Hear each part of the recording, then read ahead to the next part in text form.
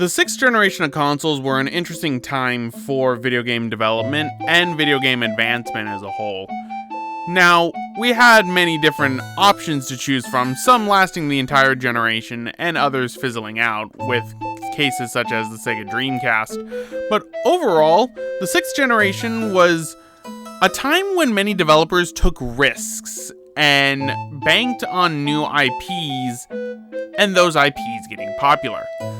Take, for example, the subject of this video, Pikmin 2.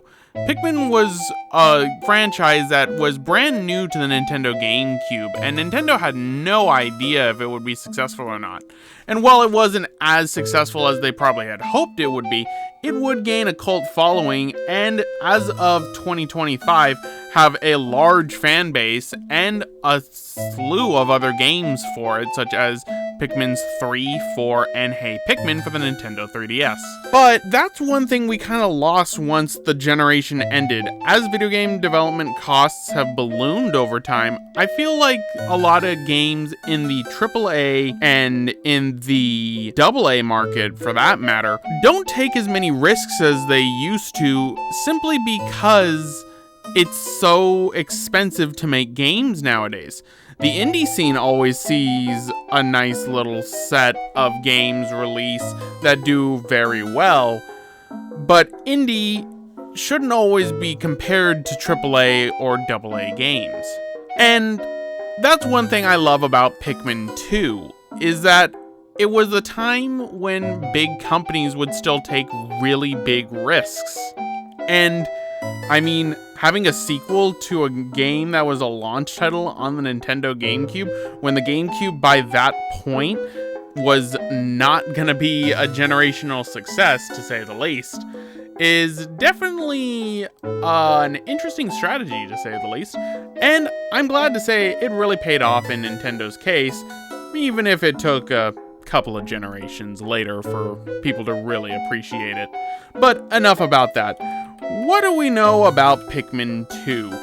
Well, Pikmin 2 was created and developed by Nintendo, published originally in 2004 for the Nintendo GameCube, with ports later on ending up on the Nintendo Wii with a new control scheme, and also later on the Wii U, and finally, the Nintendo Switch. Pikmin 2 is an interesting case of, hey, want to have your brand in a game? Well, we can do that for you. And actually have it not be very detrimental or even annoying when compared to some other games when they do product placement. And that's what I love about Pikmin 2. Pikmin 2 has a loving charm to it, simply because of how it handles the applications of real-world, everyday items that we as consumers often ignore, and through the eyes of Captain Olimar, see them in a whole new light. That being said, it's a shame that the later ports of Pikmin 2 removed the product placement. It's understandable why they did, because they wouldn't want to pay the licensing fees. That's up for debate. I think that the Pikmin 2 HD port on the Nintendo Switch is fine for what they did for the generic brands. But I'm getting ahead of myself. What's my history with Pikmin 2? I honestly don't have that much of a history with Pikmin 2. I honestly never even really tried out the series as much as I would until I would see Chucker Conroy's playthrough later in my life.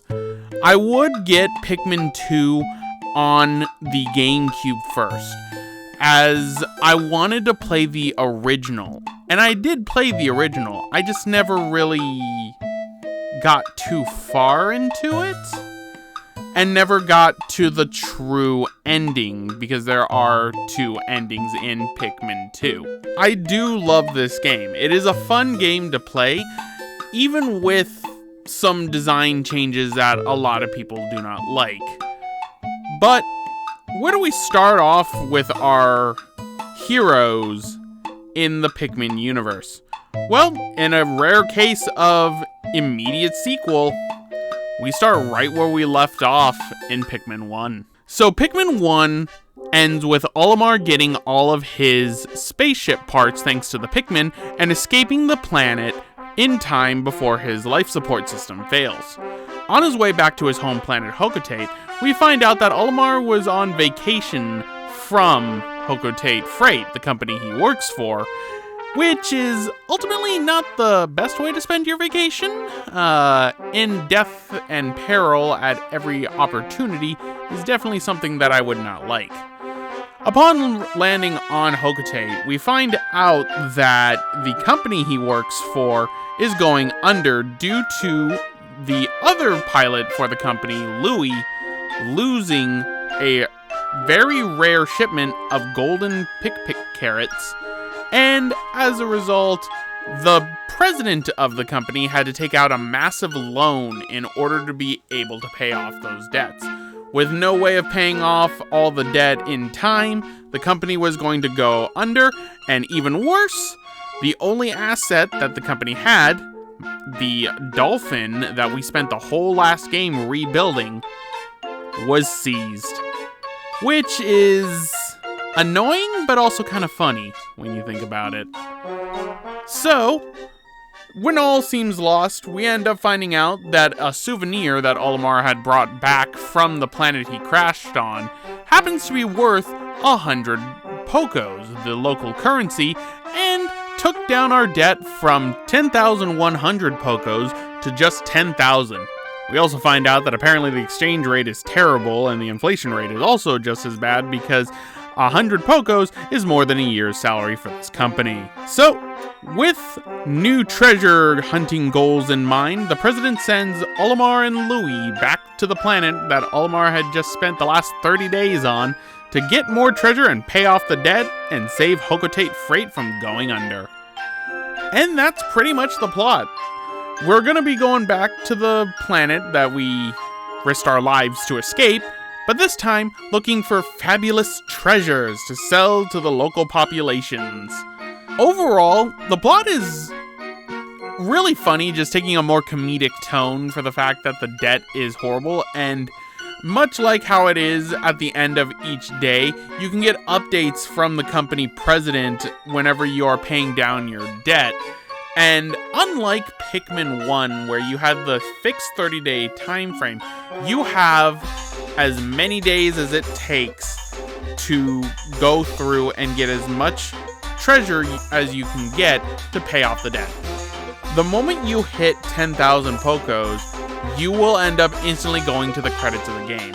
It's similar to how the Misadventures of Tron Bonne is, where once you hit the quota for the amount of Zenny you need, you're automatically put into the next portion of the game, whether you would like to or not. Which some people might be annoyed with, but there's a reason for that I think Pikmin 2 handles better than the Misadventures of Tron Bonne does. When it comes to the characters, we have 2 new characters to add to our roster. We have Louis, the cause of all of our misery and misfortune, and the President. Now, the President, for the first half of the game, you don't really get much interaction with except for the letters he sends to Louis and Olimar through the ship when you end up ending a day. But once you end up getting to the next portion of the game, Louis accidentally gets left behind once you end up paying off your debt, and the rest of the game becomes you have to find Louis and return him home, along with the President taking Louis' playable position. So, yeah, it's an interesting, more comedic tone, and overall, I love the story of Pikmin 2 because it just doesn't take itself too seriously, but also helps people think about all the different things that just get thrown out that for some, it's trash, but to these beings, it is literal treasure. Story, even though it doesn't play too much of a role in Pikmin 2, is still important, but not as important as the gameplay. So how does Pikmin 2 stack up to Pikmin 1? What changes and what new additions were made to the formula to help diversify this game? And most importantly, is it better or is it worse than Pikmin 1? So Pikmin 2 adds and changes actually quite a lot more than one might think in the franchise, and adds a lot of staples to it that would end up becoming mainstays for the series going forward. Obviously, the first off the bat that is the most important are 2 new Pikmin types. Not only do we have the returnings reds, yellows, and blues, we also have new purple and white Pikmin. Purple Pikmin are slow, very big and rotund Pikmin that can carry up to 10 pounds. They can be the equivalent of 10 regular Pikmin, and also when thrown, if thrown next to an enemy, will temporarily stun them. Does not matter the size of the enemy, for the most part, they will stun them. We also have the white Pikmin. White Pikmin are faster, smaller, with beady red eyes. These red eyes can see underground and go to areas where they can dig up treasure that normal Pikmin wouldn't be able to see, or can go through poison gas, as they are immune to poison, and if eaten, will cause poison damage to enemies as well. Like other Pikmin though, they can die and turn into little ghosts, making you feel guilty that you put them in harm's way in the first place. We also have changes to the regular cast of Pikmin, with reds remaining largely the same. They're still immune to fire, they can't be thrown as high, and they're just about the average everyday Pikmin. Yellows were changed in this game. They're now immune to electricity, and no longer can carry bomb rocks. In fact, bomb rocks can't be picked up at all in this game by Pikmin. So if you see one, or one of the bomb rock dweevils, run. And finally, blues are immune to water, which is a new hazard added into this game for enemies to have. Together with these 5 types of Pikmin, you're able to store most of them in the 3 different colored onions, or in the case of whites and purples, you can store them in your ship for later use. How you get the 2 new Pikmins is different. With regular Pikmin, you can just farm enemies or pellet posies and take them to onions for new Pikmin seeds to be launched out. For whites and purples, on the other hand, you have to go into the newly added caves in the game and throw them into the corresponding candy pop bud for that color to turn them into the respective Pikmin. You would throw in any color of Pikmin into these candy pop buds, and one Pikmin would spit out one new type of Pikmin. What about these new dungeons? Dungeons were added into Pikmin 2 and are probably the most divisive gameplay addition to the Pikmin franchise. I think more than any other Pikmin game in general. And that's because a lot of people are not a fan of the enemy and procedural generations that can happen with the different dungeon floors. So here's how dungeons work in Pikmin 2. You go into a hole and you'll find that there are different hazards. Some have fire hazards, poison hazards, water hazards, thunder hazards, and some have all of them. You will find treasure on each hole, and once you end up finding all of it, you can move on to the next one, or you can get some of the treasure and then just go down. You lose all your Pikmin, you're immediately ejected out of the hole, and you lose all the treasure that you've gotten at that point, as well as all of the Pikmin that you might have lost on that floor. At the bottom of a dungeon is a boss that will generally have a permanent upgrade for the captains to be able to use. From fireproof suits, a new megaphone that can pluck Pikmin right out of the ground, and, in one instance, a key that unlocks a special multiplayer mode and challenge mode in the main menu. Pikmin 2's dungeons are a point of contention for many, simply because a lot of the dungeons are really long, you don't get to see a lot of the beautiful scenery in them, and some of them can be actually quite difficult.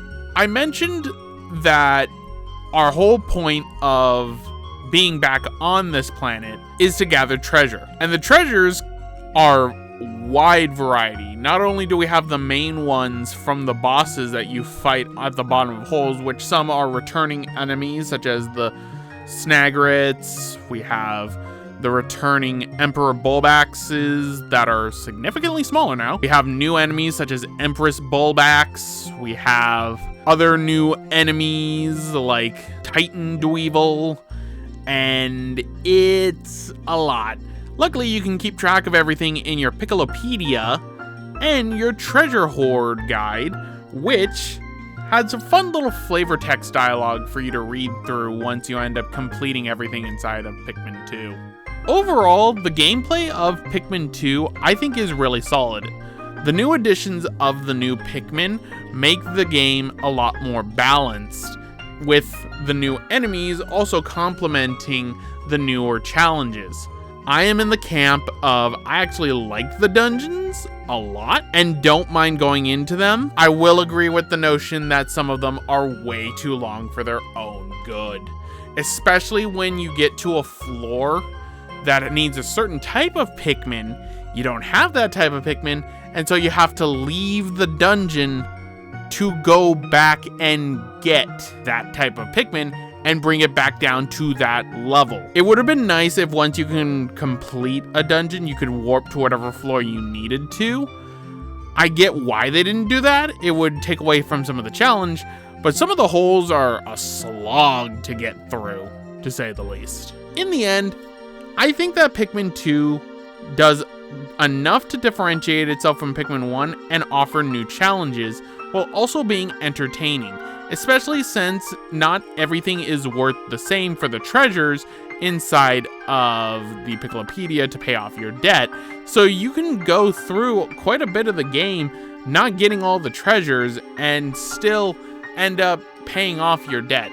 And hey, if you don't want to pay off your debt with treasures, you can go the long and arduous way of just taking enemies back to the hold and getting 2 Pokos at a time. Hey, I'm the most inefficient person when it comes to grinding in games. I ain't no judge. I will say that overall, Pikmin 2 definitely has a lot more going for it than Pikmin 1 for me. The lack of having to worry about the timer is something that really relieves a lot of stress for me. Especially because I find that the 30-day timer for Pikmin 1 limits the game a bit. Yes, it makes the game go by a lot faster, especially if you know what you're doing when going for the ship parts, but I like the chaotic nature of Pikmin 2. One thing that definitely the Pikmin franchise has down pat, especially with the second game, is the music and sound design, which by far is a step up from Pikmin 1. Pikmin 1 had an amazing ambient soundtrack. Pikmin 2 takes that to a whole new level, with a lot of new gameplay additions to the sound design, something that I really enjoy. For example, not only do we have the treasure radar, which beeps whenever you're near treasure, which can get annoying, but if you end up collecting, say in a dungeon, all the treasure on a floor, your Pikmin will start singing, notifying you that you have all the treasure on that floor. Complete the game, they will sing a special song known as I No Uta. Do not look up the lyrics for that song is depressing, but it's adorable that the Pikmin sing it. The new tracks for these familiar places is really, really good. My favorite track by far is the Perplexing Pool, even though it has probably the most traumatizing hole in the entire game with the submerged castle. Otherwise than the Perplexing Pool, if I had to rank the different level areas for their themes, I would go Perplexing Pool, Valley of Repose, Awakening Wood, and the Wistful Wilds being last. Wistful Wilds is an area that you only unlock after you've paid off your debt, so you don't really get to explore a lot of it until later, and it's where the game really goes full hardcore mode on you, because, you know, you should be familiar with the gameplay mechanics by that point, so time to make it really difficult for you. Not only are the Pikmin just so adorable in this game, though, for the sound effects as always, but I love switching between the captains with the X button and hearing their different little cries, with Olimar going and saying his name, Louis saying his name in a deeper voice, and the president just saying president in Japanese. So it's all fun. All the sound design of Pikmin is just really top notch, and I just love what Pikmin 2 does to make the gameplay variety different too, with the fact that the Pikmin themselves will sing. They're adorable little creatures that must be protected at all costs. I'm so sorry I've killed so many of them in my quest for treasure. So overall, what are the ultimate thoughts on Pikmin 2? Pikmin 2 is a game that I think does really well for what it set out to be, which was be a sequel to Pikmin, but also change things up and add new elements and new surprises to the game. It would be, after Pikmin 2 initially released, 9 years until Pikmin 3 would be released. And even then, Pikmin 3 also followed in the same footsteps of Pikmin 2 and 1 being released on a console originally that did not sell well. Nintendo still took the chance of making Pikmin 2 after Pikmin 1 and Pikmin 3 after Pikmin 2. And now that they're all released on the Nintendo Switch, and definitely have their fans, I think Pikmin overall is in a very good place for the franchise, especially with the gameplay additions of Pikmin 4. Pikmin 4, from what I've played, might be my favorite Pikmin game, simply because of all the quality of life improvements, and the story is also funny as well. Pikmin is a game that never really takes itself too seriously. Even Pikmin 1, where, you were at the risk of dying because your life support systems would fail in 30 days, still had a lighthearted tone thanks in part to Olimar. And with the addition of new characters, Louie and the President, I feel like Hocotate Freight will do good.